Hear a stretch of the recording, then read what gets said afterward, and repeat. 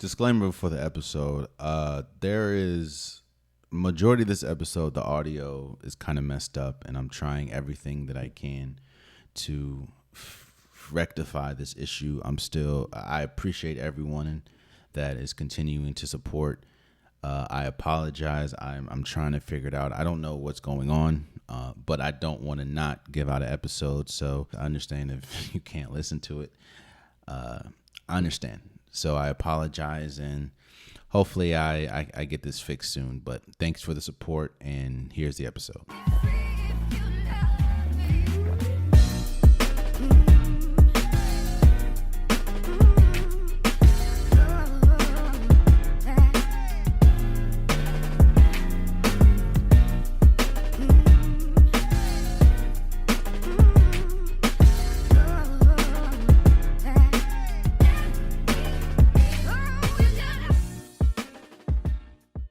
Welcome. I would like to welcome you to episode 368 of the Unpopular Podcast. This is the man, the myth, the legend, Jalen Hunter. And here at the Unpopular Podcast, I'm not really asking you to agree with me, I'm asking you to hear me out.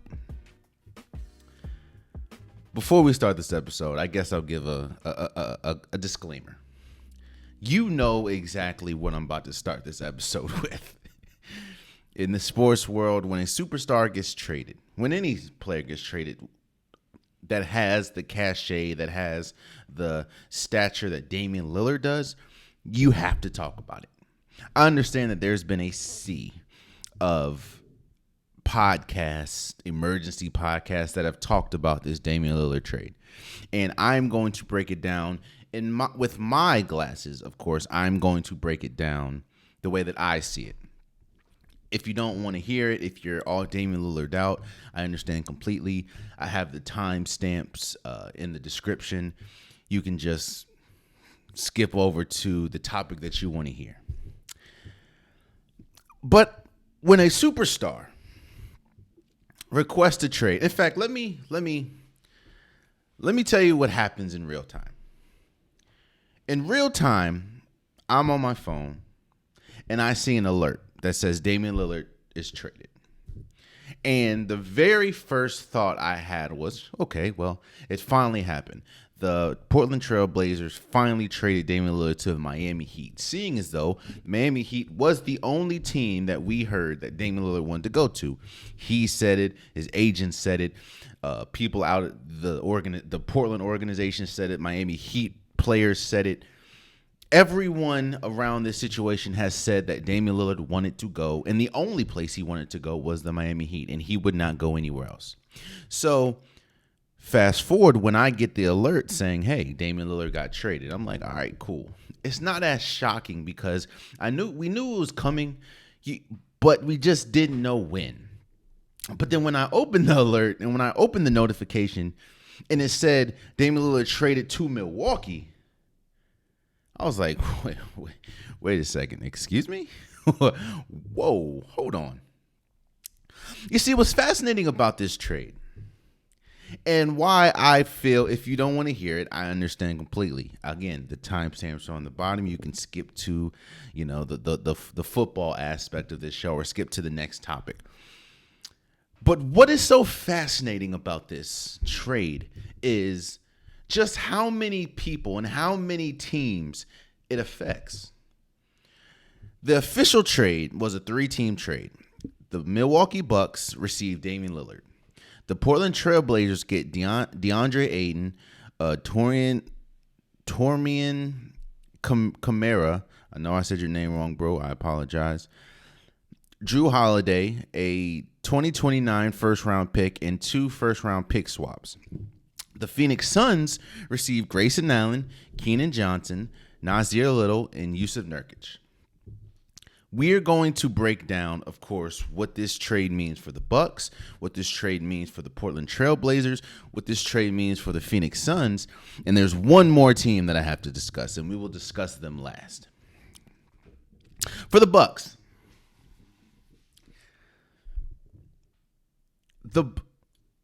you kind of have to tip your hat to Giannis Antetokounmpo, because for the last maybe month to 2-3 weeks, Giannis has been on he's been on a very interesting media run.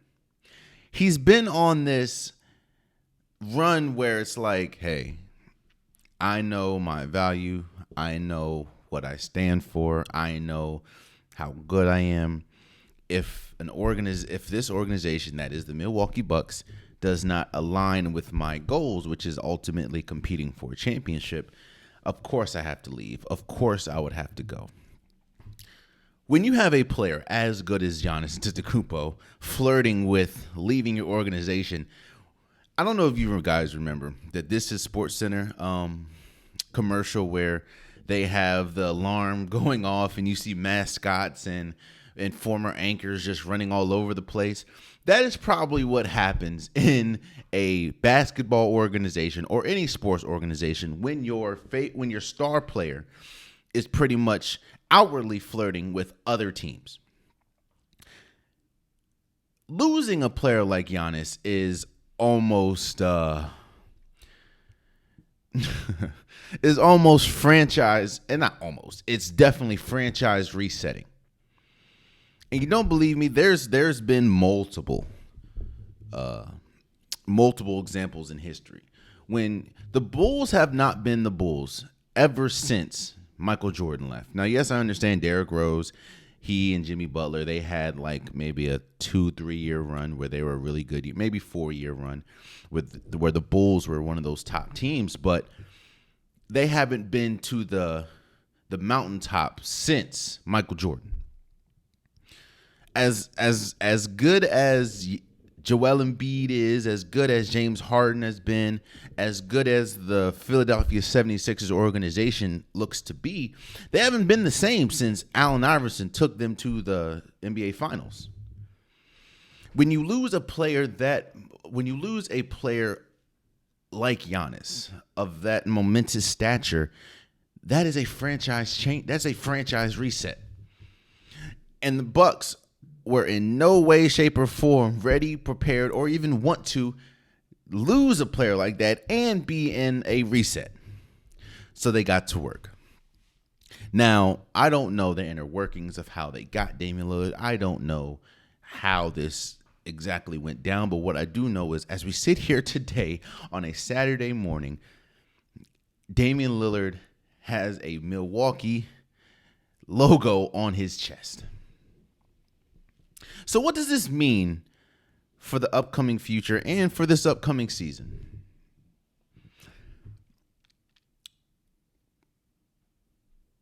Damian Lillard is, I said this, I did like a quick post as soon as it happened about my initial thoughts. Damian Lillard is one of the greatest point guards we have ever seen. He's one of the greatest scoring point guards we have ever seen in the history of basketball. There's a reason why Damian Lillard, even though he hasn't played for as long as you would think, Damian Lillard landed or is on the NBA 75 team. Damian Lillard is that good of a player. And even with the turmoil that went on last year with Portland and him missing the end of the season, Damian Lillard still averaged, I think, like 32 points a game.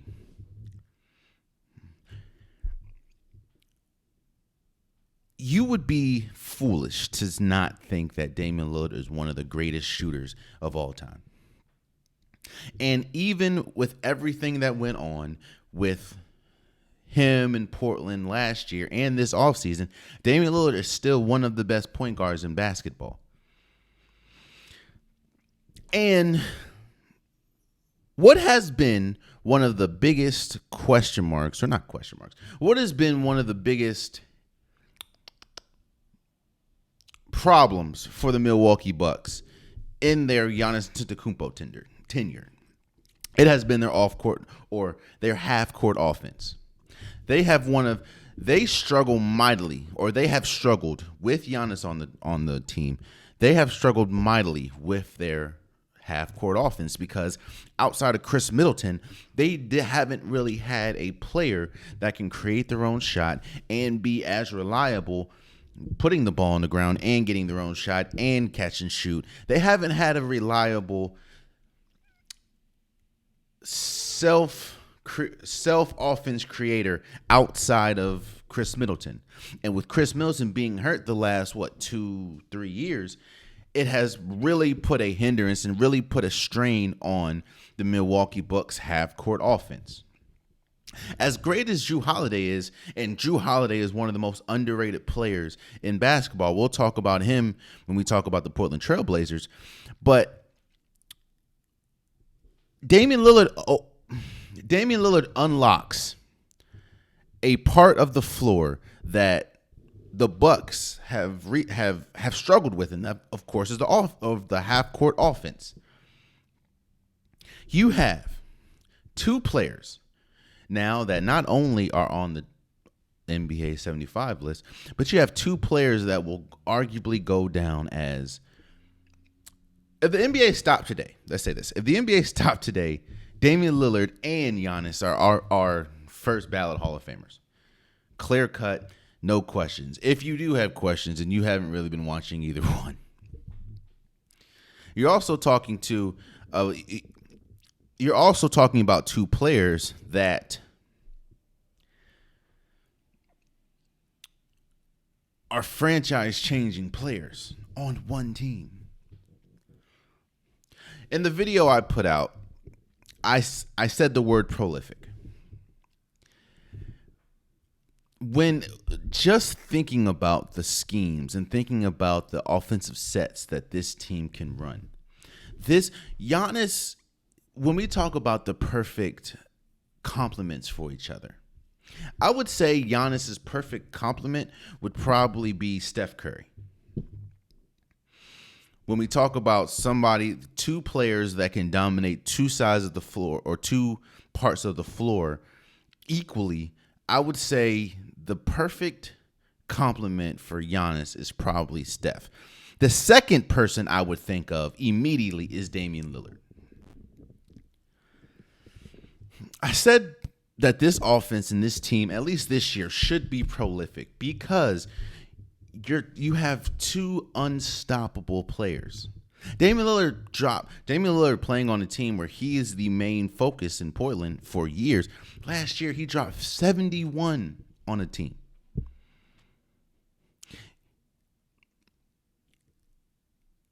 I started this episode with saying that when a player as good as Giannis starts publicly flirting with other teams, that usually means you have to get the ball rolling now. And there's no better player for the Milwaukee Bucks to get that ball rolling now, as far as, we need to start moving players, or we need to start moving the star. But once you start flirting with or publicly flirting with other teams, you have to make moves at the organization. This is the perfect move that they could have made. I think in the short term, this has to make the Milwaukee Bucks the favorite, at least in the East. Outside of Boston, there is a lot of, and even in Boston, there is a lot of question marks with other Eastern Conference teams, like what's going to happen with James Harden and Joel Embiid in Philly. Even in Boston, what's going to happen with Malcolm Brogdon? It looks like they're not okay. The Boston Celtics and Malcolm Brogdon aren't on the same page. Reports are saying that Jason Tatum is going to play a lot of point guard, which I don't know how successful that's going to be. How is Jason Tatum and Jaylen Brown going to fit with the Kristaps Porzingis? There's a lot of question marks with the Boston Celtics. There's a lot of question marks with the Toronto Raptors. How are they going to fare now that Fred VanVleet is gone? And are they going to start the rebuild? Are they moving Pascal Siakam? The Bulls, are they ever going to get it together? Is it time for the Bulls to finally blow it up? There are so many question marks in the Eastern Conference that to me, it's the Milwaukee Bucks are the clear-cut favorites in the East. The only question I have right now is Milwaukee going to be the favorite? I know Caesar Sportsbooks and all the betting sites have them as favorites to win it all. But I still need to see what they look like on paper. I have absolutely no questions that Damian Lillard and Giannis are going to fit together. The questions I have is with the roster. You give up a Drew Holiday. You give up a Grayson Allen. Both of those players are very integral. Now, yes, I'm not saying you don't give them up if you have the opportunity to get Damian Lillard, but Damian Lillard is not he's not the best defender, and you give up a lot of defense, especially in the backcourt. And you give up depth. I think right now, as we speak, there's only two solid defenders on the Milwaukee Bucks, and that is, of course, Giannis and Brook Lopez. Now, Chris Middleton is a good defender, but he hasn't really been that good of a defender since his injuries started matriculating. So I don't know if he's ever going to get back to that defensive or reliable defensive player. So I want to see how they fare with, when they have to play a solid front court, or when they have to play, or a back court, or when they have to play maybe a Golden State or a Lakers or, something like that. But this Bucks team is going to be hella good. That's just what I got for you. This Bucks team is going to be incredible. And they're going to be, shouts out to Stephen A. Smith, they're going to be lethal, they're going to be prolific, they're going to be fast. This team is, because think about it, how are you, any given night, man, you can have Giannis go off, which he's done on several occasions. You can have Damian Lillard go off. You can have Chris Middleton go off. You can have all three go off. Man, this is, I said this before, man, when a superstar moves, this is seismic. It is such a seismic move, and it reverberates throughout the entire NBA or throughout the entire sports league, whichever star it is.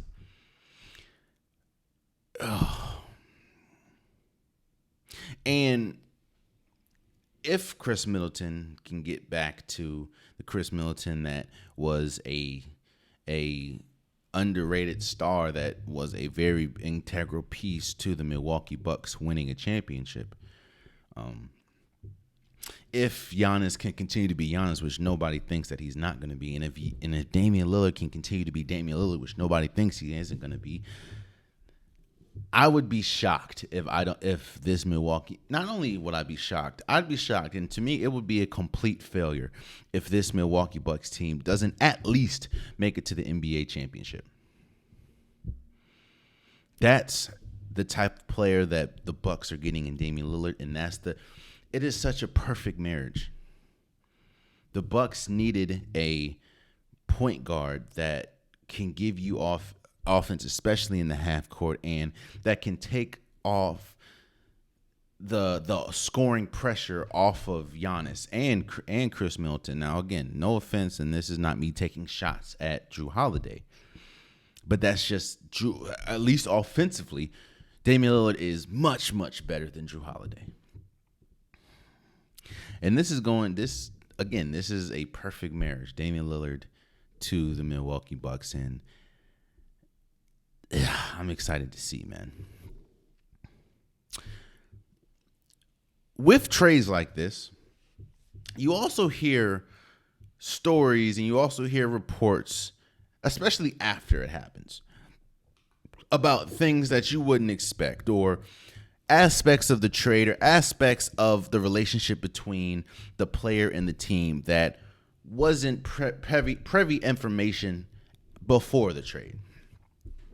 And with Damian Lillard getting traded out of Portland, you're hearing stories that, or reports that Damian Lillard was going to rescind his trade request, but the GM didn't want it rescinded. He didn't want Damian Lillard back. You're hearing reports that they asked Damian Lillard to sit out the last few games of the season because they wanted a better draft pick. You're hearing reports saying that Damian Lillard now wanted to come back to Portland, but they just didn't want him back. Every time I talk about Damian Lillard, I talk about that whole loyalty thing. And how that loyalty word is more of a crutch, is more of a weight than it is a positive when we talk about sports. Because an organization, a fan base can always go back to that loyal word when a player feels that they aren't being treated or being compensated the way that they feel they should. And it's not just, when I say compensate, I'm not just talking about money. I'm talking about talent. When a player as good as Damian Lillard is on your organization, I feel, you know what should happen? The same thing that's happening with Golden State should have happened with Portland. All we're hearing is, yo, as great as Steph Curry is, that window is not open for long. So let's maximize this Steph Curry window. So you see them getting people, they're keeping Clay, they're keeping Draymond Green, they're getting someone like Chris Paul. They're getting players that can maximize this Steph Curry window. I'm not saying that they're ultimately going to win again, but they're trying their hardest to win now. And you can clearly see it. Portland never did that. Or if they tried to do that, they didn't do that well at all. And the situation, the issue that I have, and the issue that Damian Lillard ultimately had is, you see how good I am. You see how good Damian Lillard's arguably the best player the Portland Trailblazers have ever had. And they did a piss poor job at trying to maximize Damian Lillard's talents. And don't get it twisted, bro. Just because Damian Lillard requested a trade this offseason, they've wanted to move off of Damian Lillard way before then. But it's all about image. Nobody wants to be, especially, again, it goes back to that loyalty thing. Nobody wants to be the first one to move after someone has said, no, we're loyal to this person, or I want to be loyal to this person. That person doesn't ultimately then want to say, yeah, but I don't want to be with you. So when you look at what the Portland Trailblazers got, you get DeAndre Ayton, you get Tamani Kamara, you get Drew Holiday, you get a 2029 first round pick, and you get 2 pick swaps from the Bucks.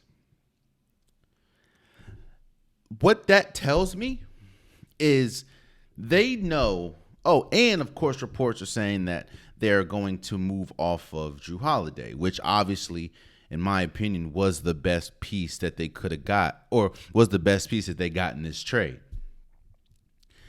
That tells me that they understand that they don't want to. They're not competing now. I know you have Scoot Henderson, you have Shaden Sharp, you have Anthony Simons, you have a young core. And there is nobody more perfect to add to a young core than more youth. That's what you see the Detroit Pistons do. They got Jalen Duran, they got Cade Cunningham, they have Jaden Ivey. Like, they just keep adding youth.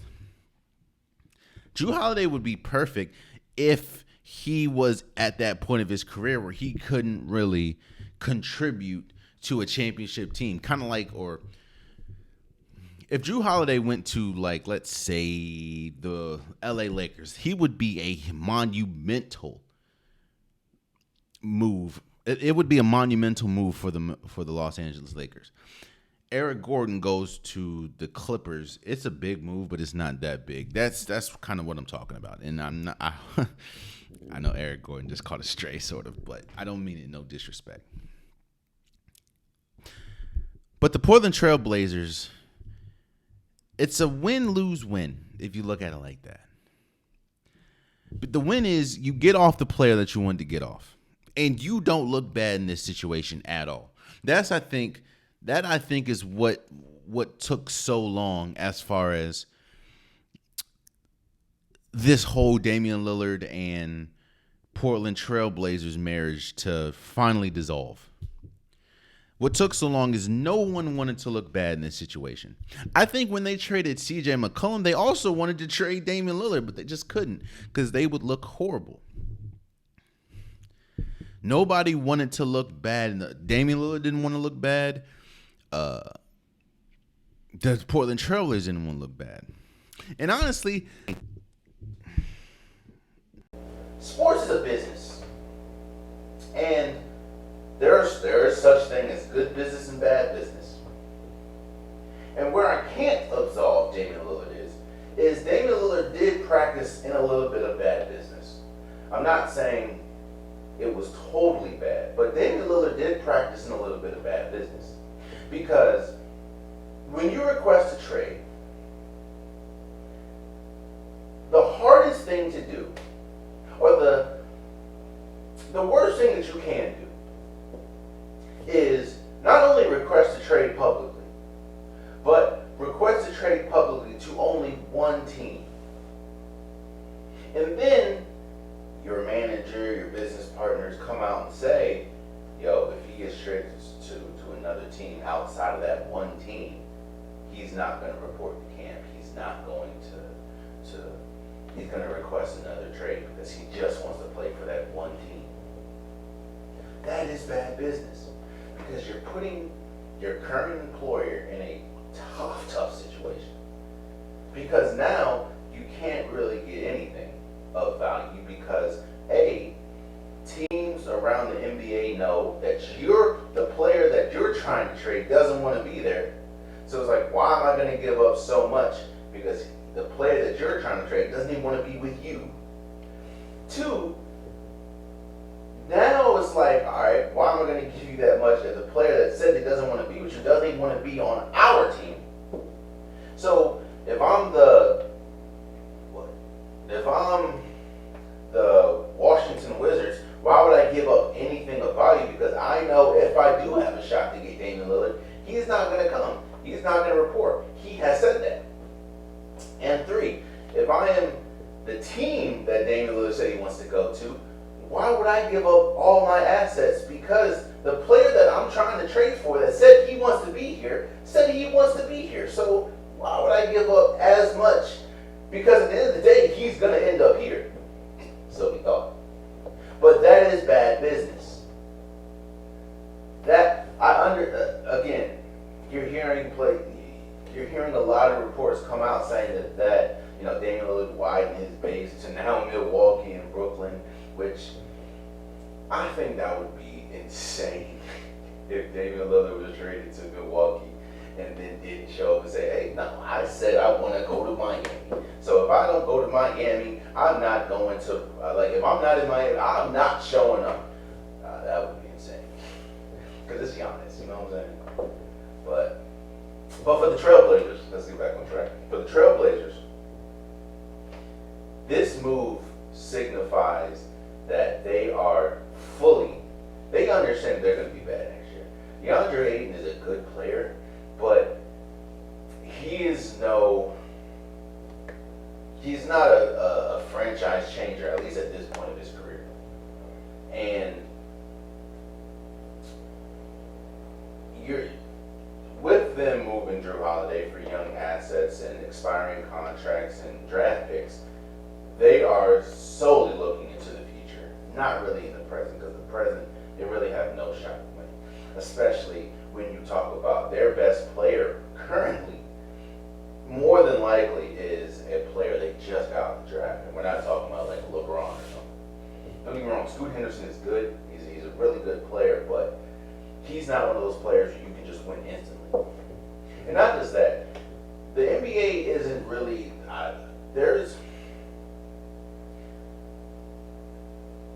because of how wide the talent gap, or not gap, the talent net is in the NBA, it's very hard to just have a player that can come in and your team is ultimately, like the 2003 Cleveland Cavaliers, they weren't that good. LeBron was good, but they weren't that good. I think Victor Wembanyama is going to be great for the Spurs. I just don't think this year is going to matriculate into like championship caliber. You know what I'm saying? Because there's so much talent in the NBA. This Portland Trailblazers team, they're not going to be good next year. They're going to be okay to watch. They're going to be fun to watch. Scoot Henderson has that Shaden Sharp. They have that infectious, I want to watch them energy that they have,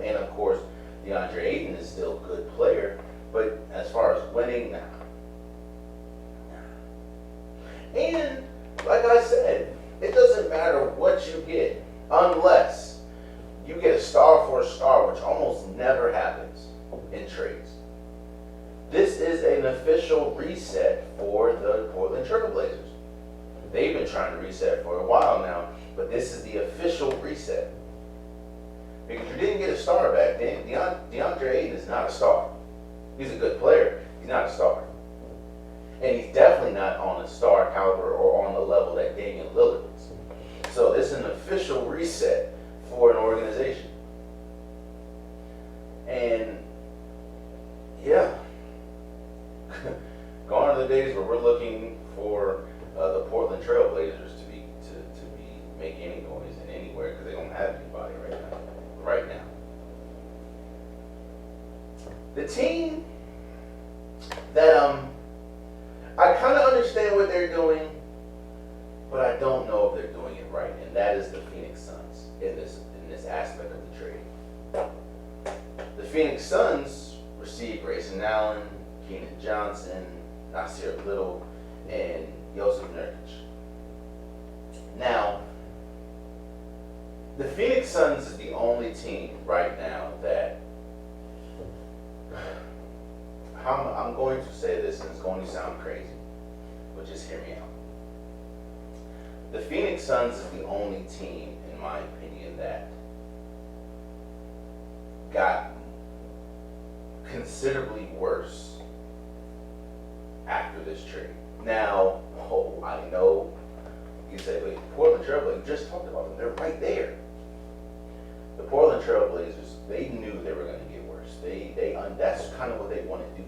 They're kind of doing the same thing that the Washington Wizards are doing right now. You want to be as bad as possible, or you want to be bad because you can try to build through the draft and try to build up and the only really way to do that is to reset. And you can't reset the organization with a star because it just doesn't work. So while yes, obviously the team that is drastically worse after this trade is the Portland Trailblazers, but they want to be worse. The Phoenix Suns don't want to be worse. And I was actually also shocked that the Phoenix Suns were in this deal because the Phoenix Suns literally just helped their biggest Eastern Conference competitor in getting trust and believe. If Phoenix was not in this trade would not have happened. So the Phoenix Suns literally just helped their biggest Eastern Conference competitor get the prize. And now you can argue and you can debate which team is better between the Suns and the Milwaukee Bucks because of Damian Lillard. And the Phoenix Suns ultimately helped with getting Damian Lillard. Now, the Suns have been very loud this offseason, but not in a bad way. Like, they've made a lot of moves. Of course, you got Bradley Beal. You got a lot of players, and this is such a top-heavy team.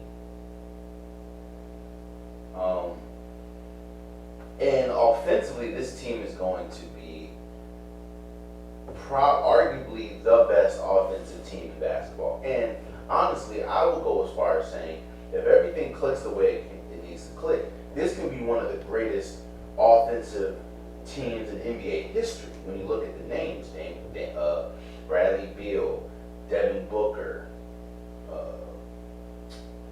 Kevin Durant. So what the Phoenix Suns did was they tried to build,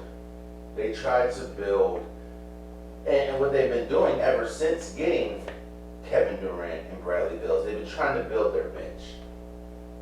Their bench has been the void of defense and honestly reliable players. They have some good names on the bench, like they have T.J. Warren, they have Terrence Ross, they have Josh Okogie, who's probably going to start. Damian Lee, like they have Bowl. They have some okay names, but they haven't really. Their goal now is to try to build out their bench and try to build out depth. Now I understand that they had to get off of DeAndre Ayton. It just seeing what they got and seeing what they gave up. Obviously DeAndre Ayton. That really shows me that the relationship between the Suns organization and DeAndre Ayton was not repairable. Because you got a worse player than DeAndre Ayton in Yusuf Nurkic. I understand probably offensively he's better. We talk about setting screens and a low post presence. Offensively, your Nurkic is good, or possibly better than DeAndre Ayton, but it's not by that much. Defensively, for sure, no, not. Now, neither one of them is prime Dikembe Mutombo defensively, but I will say that DeAndre Ayton is an overall better player than Yusuf Nurkic. And honestly, when we talk about injuries and availability, DeAndre Ayton is much better. So while the big name in this trade for the Suns is Yusuf Nurkic, I think that they feel better about getting Grayson Allen, who's a defender and who's one of the best catch and shoot players in basketball. Kenan Johnson, who is a high flyer and was a good player for Portland. Nasir Little, who I don't know if he's going. That's a North Carolina product, by the way, but I don't know if he's going to be much of a focal point or much of a key piece to this team, seeing as though he wasn't even a key piece to the Portland Trailblazers when they needed him. So the Suns, they to me got worse out of this trade, but that really only means they desperately want to get off DeAndre Ayton. And I think they've been trying to get off DeAndre Ayton, and then they realized how many times, or the market for DeAndre Ayton is lukewarm at best. So they got the best trade possible, and they set. You can obviously see they set out to build their depth, and that's exactly what they did. So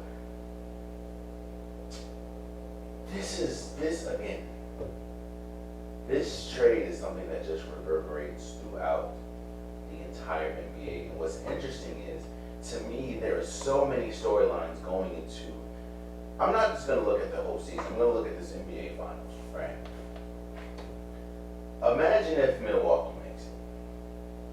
You have Giannis, who is arguably the best player in basketball. You have Damian Lillard, would be his first time making it to the NBA Finals. And look at the storylines that we see, or look at the storylines that we can see.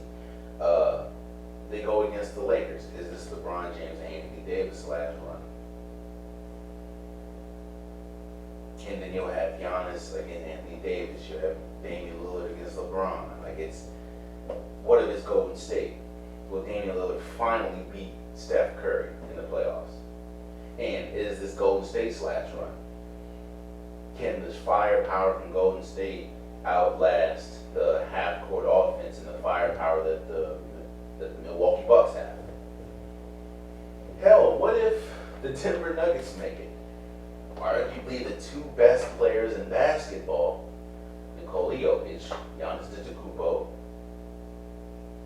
You have Jamal Murray, Damian Lillard. There's so many interesting storylines. The Phoenix Suns. It's KD, Devin Booker, Bradley Beal. It's the team that helped the other team get their star. Because again, this trade would not have happened if it wasn't for the Suns.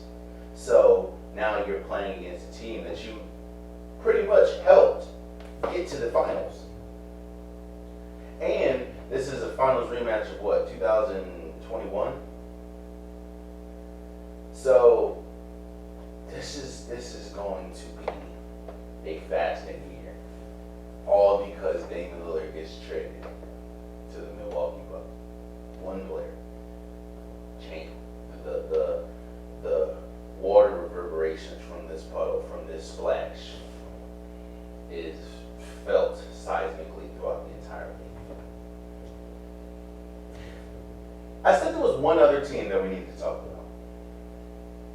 And this is one of the first times in a while. Now, this isn't the first time ever, but this is one of the first times in a while that the team that got the star is probably not as fascinating as the team that didn't end up getting him. In fact, the team that didn't end up getting him probably gets more coverage than the team that ultimately got the star, and that is the Miami Heat. Again, all this, the only reason why the Miami Heat are in this entire equation is because Damian Lillard was adamant in saying that the only team that he wanted to play for was the Miami Heat.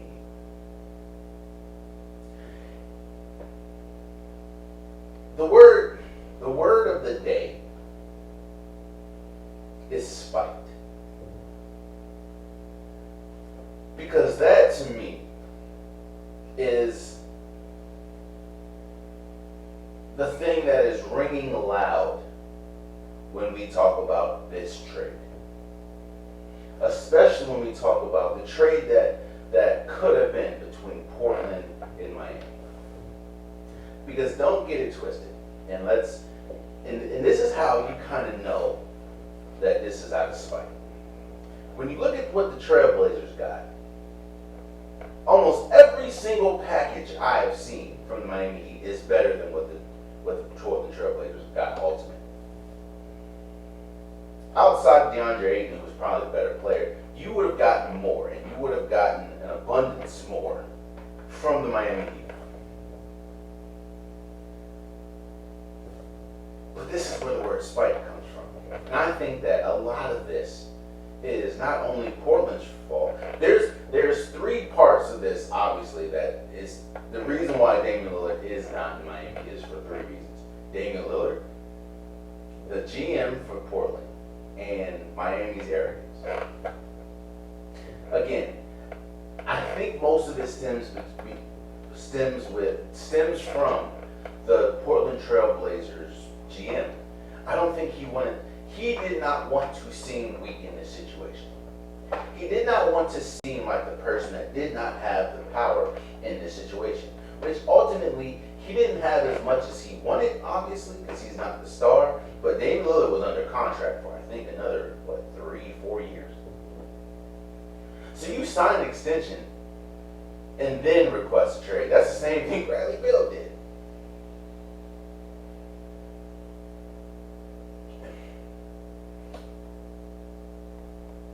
If Damian Lillard would have went to the Miami Heat, I think that it would have added to a dangerous precedent.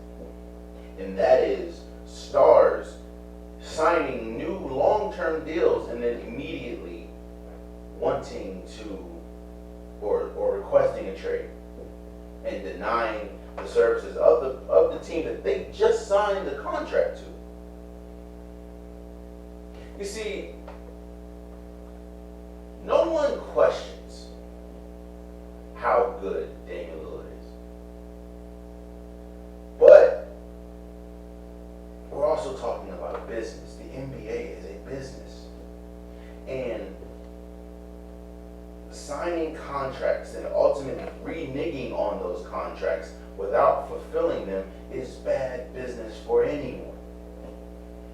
And I don't think the Portland Trailblazers wanted to be the team, another victim of that situation. So the Portland Trailblazers had a little bit of spite towards Damian Lillard because it's like, yo, you're not going to dictate what we do. You're not going to sign a contract and then pretty much force our hand. That's not going to happen. That's what they would probably think. That's not going to happen. We are going to move on our terms. We are going to do what's best for our team. That is, of course, the Portland Trailblazers. So I think a little bit of spite was definitely towards Damian Lillard when we talk about the Portland Trailblazers. A little bit of spite also was towards the arrogance of Miami Heat. When we talk about Miami Heat and stars, and when we talk about, Pat Riley, the statement that you always hear is Pat Riley always gets his guy. You hear that all the time. You heard that with LeBron James. You heard that with Damian Lillard signing contracts. You heard that with Chris Bosh. You heard that with Alonzo Mourning. You heard that with Jimmy Butler. Pat Riley always gets his guy. You know who else hears that? You know who else feels that way? Pat Riley, the Miami Heat. And it goes back to a point that I said in the beginning. When you're Damian Lillard and you say that I only want to go to one place, that one place hears you as well and isn't going to break the bank to get you. Now, I do think that that's a little bit of arrogance because, again, some of the names that you heard that they were holding out on, or they were holding out or wanted to keep, Damian Lillard is much, much better. When you have a player like Damian Lillard, especially when you saw exactly why you struggled last year in the finals, I would think that those players were good as gold. Now, you heard reports saying that they were asking for Bam or Jimmy Butler, or Jimmy Butler now. But when you want a Tyler Hero, when you want a Novak Jokic, when you want a Duncan Robinson or a bunch of draft picks, take them. That's Damian Lillard. We'll figure it out. And now you sit here today, the player that said he wanted to be with one franchise, or he wanted to be traded to one franchise, and that was your franchise. Your franchise didn't do enough to get him. And now you're the outside looking in. Not only that, they sent him to the team that you beat the first round of the playoffs last year. A team that we've never really seen collapse the way that the Milwaukee Bucks collapsed. But now you add Damian Lillard to that equation. And you don't have to give up Chris Middleton or Brook Lopez.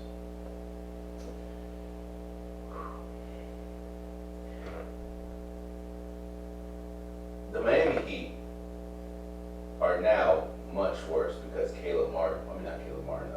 York is gone, or Gabe Vincent, Gabe Vincent is gone, and a lot of the pieces that were important to them to make this playoff run are gone. And older. I mean, Kyle Lowry didn't play much in the playoffs because he just wasn't that productive for the team. And you had it right there, man. You had the prize was Damian Lillard. At the end of the day, the prize in this whole thing is Damian Lillard. And all you had to do was make 2 free throws. Hypothetically, obviously. Or metaphorically, let's say. All you had to do was make 2 free throws, and you couldn't do that. And now, what's ironic is, if they would have got Damian Lillard, and honestly, outside of Giannis, like if we talk about the team aspect, I think that Miami was a better destination for Damian Lillard if we talk about team aspect. But Damian Lillard now plays with arguably the best player in basketball, in Giannis. And now, I'm very interested to see what this season is going to look like. So, yeah, that's Damian Lillard, man. Told you, man. Once that ball drops in the water, the waves just reverberate throughout the entire league. This is felt everywhere. So we'll see how it is next start of the season. Very interesting. It starts in about a month or a couple weeks actually. We'll see. Now for the people that didn't want to hear me talk about Damian Lillard and basketball, let's get back to let's go to football. And the Detroit Lions beat the Green Bay Packers 34-20 on Thursday Night Football. This game signifies a new day and age, not just in football, but in the NFC North in particular. I've talked about this since, of course, Aaron Rodgers left, but I said the NFC North was up for grabs. And when you look at just how this season has played out the first 3/4 weeks, that is obviously the truth. And I said going into the year that I believe the Detroit Lions were going to win the division. And as we sit here today, the Detroit Lions are in first place of the division. You have 2 0-3 teams. You have a 2-2 team. You have a 3-1.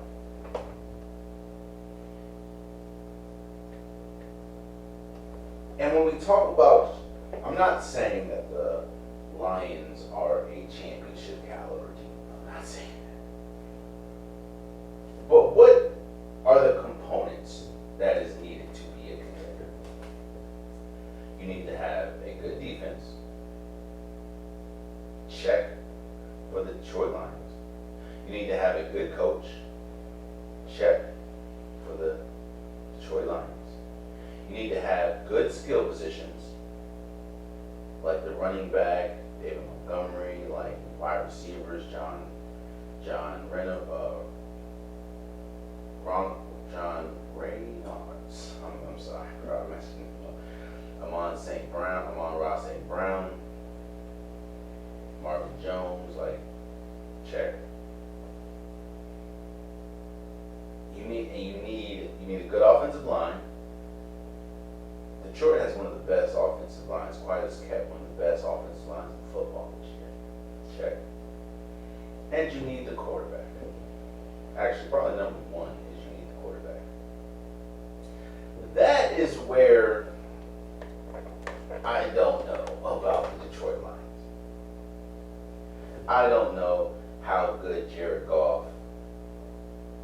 Let me say this. I don't know if Jared Goff is the one to elevate this Detroit Lions team to Super Bowl aspirations. But what I will say is, all the boxes that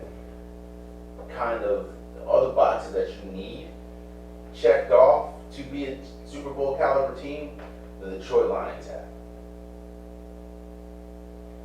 And again, this is just a new day because for as long as I've been alive, I can't remember a Detroit Lions team that was actually comparable and actually, a contender. And this is even the years that they had my favorite football player of all time in Megatron and Matthew Stafford and Nate Burleson. They had Barry Sanders and couldn't compete. And when you look today, while no, I'm not ready to put the Detroit Lions in the same class as the 49ers, or honestly, even though the Cowboys lost the Cowboys right now. But that tier below, the Seahawks, I can see this Detroit Lions team making a lot of noise in the playoffs. And I know it's a 14-point game. They beat them 34-20. But if you look at that game, it was pure domination. A lot of it was domination. They dominated the Green Bay Packers at Green Bay. The defense was ferocious. They kept getting to Jordan Love. It seemed like every big play they needed, the Detroit Lions needed, David Montgomery would give it to them. He had 32 carries for 121 yards, 3 touchdowns. Or John Reynolds.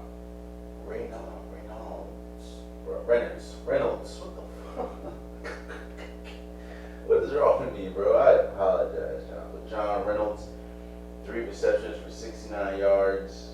Amon St. Brown, 5 receptions for 56 yards. It just seems like every big play they needed, they got. And every big stop they needed, they got. Until like the fourth quarter, where it was definitely out of reach. But I think pretty much the entire game was like that.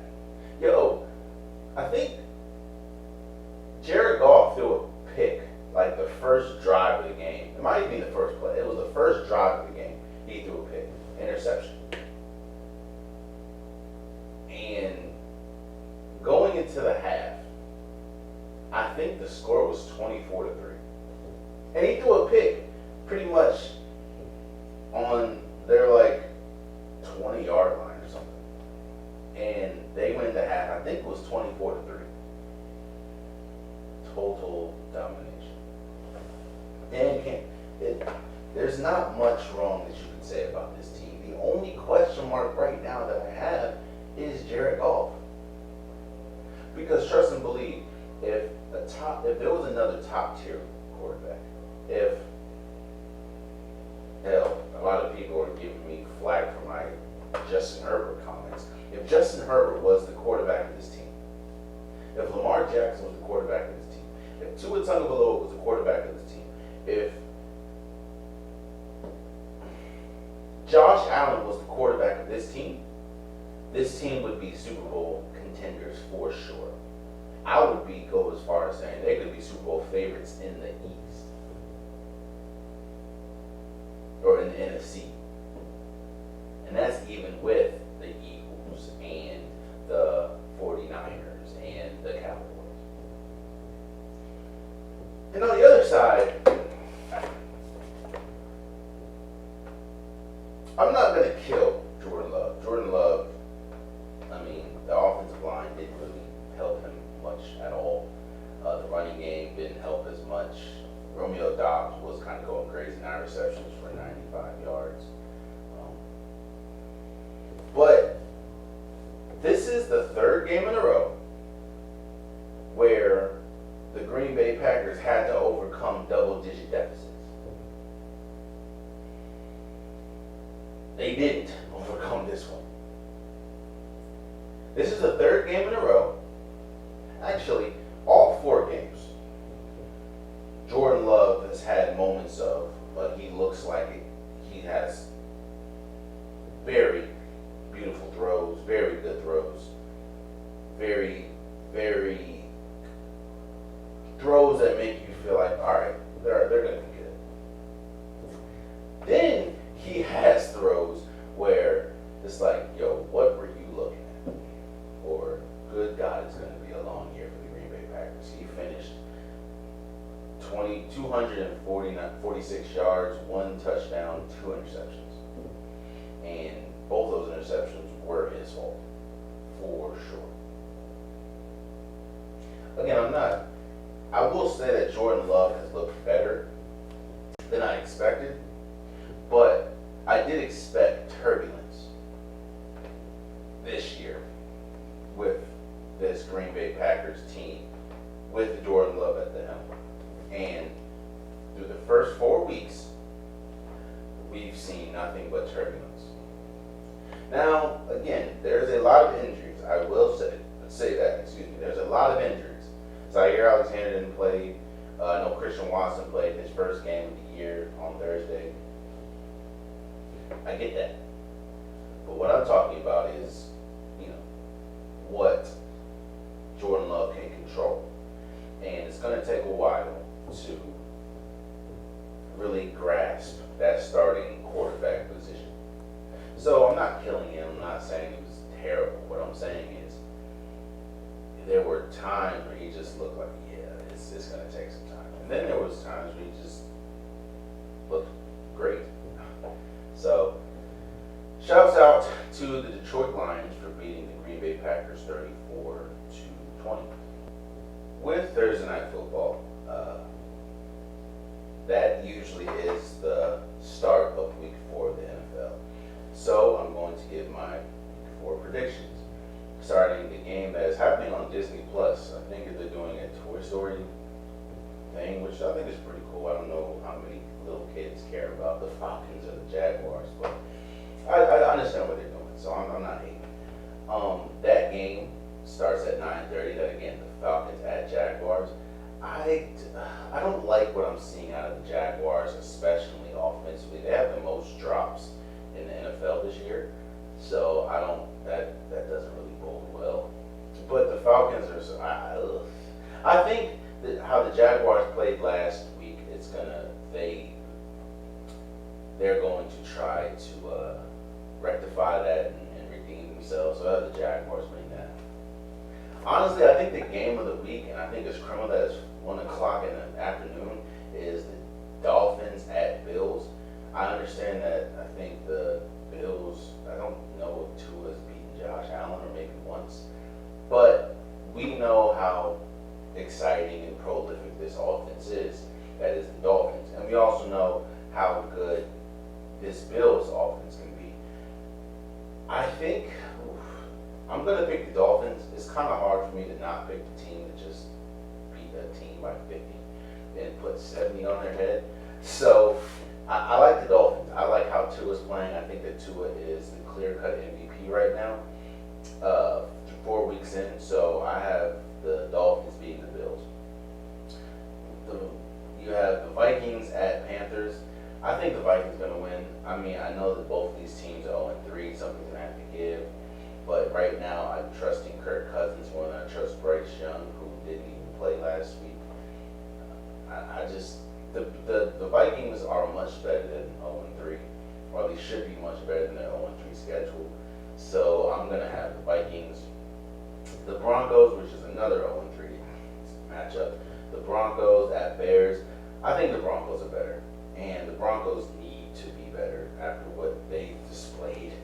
And I think the Bears are the worst team in football. They demonstrated they are the worst team in football right now. So I have the Bears I have the Broncos beating the Bears at home. Ravens at Browns. The Browns are sneaky one of, if not the best defense in football. At least they've been that this year so far. And the Ravens, I don't know who's going to be there, who's not. They're always injured, unfortunately. I do think Lamar obviously is playing better than Deshaun Watson, but that defense is ferocious from the Browns. So, and they're playing in Cleveland, so I think I'm going to pick the Cleveland Browns to beat the Ravens at home. So, because that defense is crazy, and I think they've allowed the least amount of rushing yards this year, and we know that the Ravens' calling card is rushing attack. So, yeah. Steelers at Texans. I actually like the Texans' defense, but there's not, outside of the defense, there's not much to like about the Steelers right now, and Mike Tomlin. But no, because C.J. Stroud was going crazy last week against the Jags. I'm gonna go with the Texans. I think C.J. Stroud right now, especially after last week, is playing a little bit better than Kenny Pickett. But we do know that the Steelers defense is the Steelers defense. So, but I do like the Texans defense. The Texans defense is playing well. So I have the Texans beating the Steelers. Rams at Colts. I have the Rams. Matthew Stafford. I don't know how Anthony Richardson's going to look. I have the Rams beating the Colts. Buccaneers at Saints. This is a big game for Jameis. Obviously, it looks like Jameis is going to play. And I'm going to pick the Saints. I just think the Saints defense is going to be, we saw what Baker Mayfield looked like against a really good defense last week and against the Eagles, and he kind of struggled. The Saints have a really good defense as well. So I think I'm going to pick the Saints. Commanders at Eagles. Eagles about to destroy the Commanders. I got the Eagles beating the Commanders, and they're at home. Jesus. Bengals at Titans. I have the Bengals, even though I don't think that Joe Burrow is right yet. I do think that he's good enough to beat the Titans. So I have the Bengals. Raiders at Chargers. It looks like Jimmy G is not going to play, and even if he was playing, the Chargers desperately need this win because it's the Raiders. I have the Chargers winning that, and the Chargers are at home. So Patriots at Cowboys. I understand that people are trying to hype this up as like a really good game. I think the Cowboys are going to destroy the Patriots. I just, especially after what we saw last week against the Cardinals, the Cowboys are upset. I think the Cowboys are going to destroy the Patriots. And suiting the next game, the Cardinals at 49ers, I think the 49ers are going to destroy the Cardinals. Oh my gosh, Sunday Night Football is the Chiefs at Jets. Again, I have to remember that they made these schedules in thinking that. Well, you can flex games, can't you? I would have definitely flexed this Chiefs at Jets for like the Dolphins at Bills. Like, what are we doing, guys? The Chiefs are going to destroy the Jets. It's going to be bad. Seahawks at Giants. I think the Seahawks are going to beat the Giants pretty thoroughly. I just don't like what I'm seeing out of this Giants offense, even though Darren Waller has looked good as kind of the number one target for Daniel Jones. I just think the Seahawks are better. So those are my predictions. We'll see. Also wanted to shine a light on the fact that the USFL is merging with the XFL. For people that say that they love football, they are lying. I'll say this. People love football and people want to see football, but people love the NFL. And people, at the end of the day, even though the NFL is about the shield and the teams or whatever, you want to be able to attach yourself to a player. You want to be able to attach yourself to a team, to a story. The thing that the XFL and the USFL do not do well is they don't have marketable players. Like, they don't have a Patrick Mahomes, they don't have an Aaron Rodgers, they don't have a Lamar Jackson, they don't have a Christian McCaffrey or Brock Purdy or Jalen Hurts. They don't have those type of players. So while you're watching the games, you don't know anything about any of these players. And I think that really hurts and hinders the product that is the XFL and the USFL. People want to see football, but more than anything, people want to attach themselves to a player. So until they have that, I think that both leagues, I do think it's cool that they're merging, but there's a reason why year after year we hear that both the XFL and the USFL lose money. You need that star, and they don't have that as of now. So we'll see. But congratulations to both of them. Also, I want to say congratulations to Ronald Acuna for being the first player in MLB history to have 400 home runs and 70 or more stolen bases. This has been an incredible year for the Braves. This has been an incredible year for Ronald Acuna, obviously. And I think the Braves are one of the favorites to at least make it to the World Series in the NL. Like, they're pretty good. And it goes back to Mark Goulet, it goes back to faces. He's one of the faces of the MLB right now. And shouts out to him, man. He continues to make history. And this has been a magical year for him and the Braves. So I would not be surprised if they have something to say as to who is competing for the World Series. So shouts out to Ronald Acuna again for being the first player in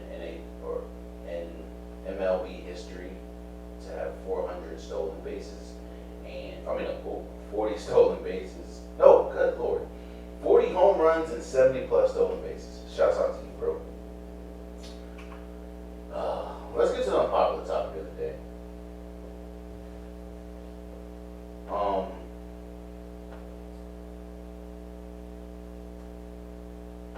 The last time Colin Kaepernick played in the NFL, took an NFL snap, was in 2016. That's the last time he took an NFL snap, 2016. To put into perspective, I graduated college in 2016. Let me see. What was the number one box office movie in 2016? The number one box office movie in 2016 was Finding Dory. Captain America Civil War was number 3. What was the number one song in 2016? Number one song in 2016. That was Love Yourself and Sorry by Justin Bieber. Number 3 was One Dance by Drake. All this was happening in 2016, which was also the same year that Colin Kaepernick took his last NFL snap. Now, we all know, yes, Colin Kaepernick has been pretty much blackballed from the NFL. We know the stance that he took and how it was honestly misconstrued and everything. But we know where the NFL stands with Colin Kaepernick. And with Aaron Rodgers going down, Colin Kaepernick sent a letter to the Jets organization pretty much expressing his desire to want to be brought on and at least be the practice squad quarterback.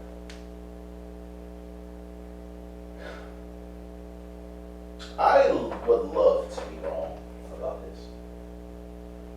I would love to come here and say Colin Kaepernick is still,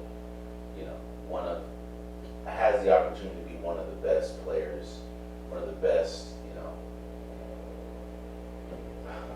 one of the best quarterbacks in football. I want to come here and say that Colin Kaepernick still has a shot of being an NFL quarterback.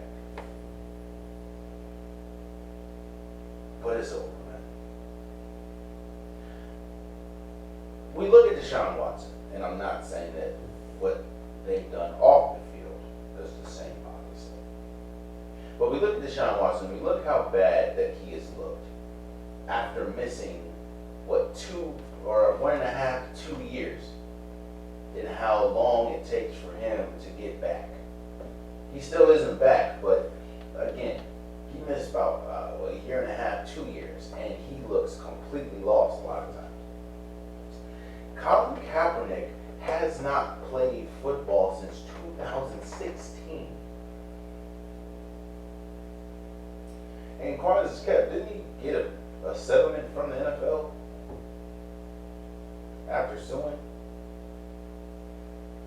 Look here, man. Oh, not to mention the workout, the unprecedented workout that the NFL did for him. And he he didn't even show up, or he completely changed the terms. And instead of having it at a football, like an NFL facility, he had it at like a park or something, or high school, which pretty much looked like a slap in the face in the NFL. That's kind of when kind of like Stephen A. Smith, that's kind of when I know, yeah, it's over with for Cuz, man. Again, I would like to be wrong. I would like to see Colin Kaepernick back in the league. But I also understand that I'm not the one that's making those decisions. This owners is doing that. The owners don't want Colin Kaepernick back. Not to mention, Colin Kaepernick, again, has not played since 2016. When One Dance was going crazy in our ears. And people were going to see Finding Dory. I graduated college May 2016. It's over with for Colin Kaepernick. You cannot be a logical NFL fan and think that Colin Kaepernick can come to your organization right now after not being in the league for almost 10 years and think that Colin Kaepernick is about to just change the fortune of the team. That's just not going to happen. Again, I would love to be wrong, but I don't think I am. The unpopular topic of the day is, it's over with, bro. I don't want it to be over, obviously, but there is no signs pointing in the it's still alive or direction. Once Colin Kaepernick didn't show up for that NFL sanction, NFL created tryout, which never happens. Once he was like, "Nah, we're gonna do it at a high school field," and he changed changed the terms an hour before. Once that happened, I knew it was a wrap, bro. Again, bro, Colin Kaepernick has not played since 2016. You can't logically think that Colin Kaepernick was the quarterback for your team that you're having shot. This isn't a movie, bro. As unfortunate as it is, that's just it. So I wish nothing but the best for him. I just don't, and I would love again to see him play again, but I don't see it. So there you have it, man. That has been today's episode of the Unpopular Podcast. I appreciate y'all. I apologize for the audio. I'm trying to figure it out. I don't know exactly what it is right now. I think it's probably something with the system. But I apologize for the audio and the wave of audio, the journey that I'm taking on in this audio thing. I'm trying to get it right. I don't want to not record, and I don't want to not put out episodes until I figure it out, because I'm trying to figure it out myself. But I do apologize with how the audio sounds this episode, majority of this episode. It definitely isn't. It's not my best work. I'm trying to figure it out. So I appreciate the people that are sticking with me through this. It's frustrating. It's frustrating because I'm trying to figure this out and I have absolutely no idea what's going on. So again, I apologize for the audio mishaps and all the audio mess ups that you're hearing through this episode and the last few episodes. I promise you I'm trying to figure this out. And that's been today's episode of the Podcast. I truly, truly appreciate you guys. Until next time, much love.